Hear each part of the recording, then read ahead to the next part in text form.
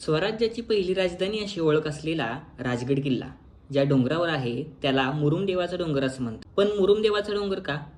मग काय किल्ल्यावर मुरुमदेवाचं मंदिर आहे का, असा प्रश्न मला नेहमी पडतो.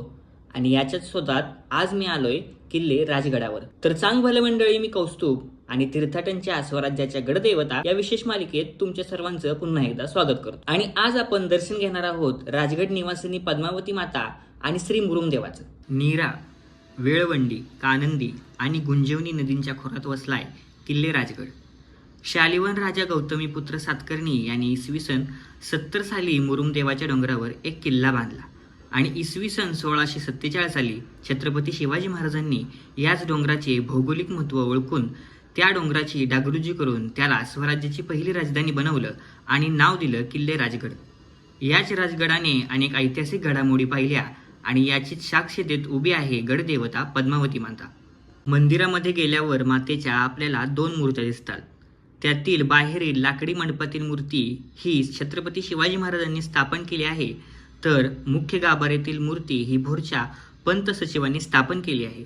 तर 2002 साली या मंदिराचा जीर्णोद्धार करण्यात आला. पद्मावती मातेचं दर्शन घेऊन मी चाललो बाले किल्ल्यावर असलेल्या मुरुमदेवाचं दर्शन घेण्यासाठी. हे समोर जे मंदिर दिसतंय तेच आहे मुरुमदेवाचं मंदिर. थांबा, पण तुम्ही म्हणाल हे तर ब्रह्मदेवाचं मंदिर. तर सांगतो ऐका. ब्रह्मदेव किंवा ब्रह्मर्षी हे संस्कृत नाव आहेत.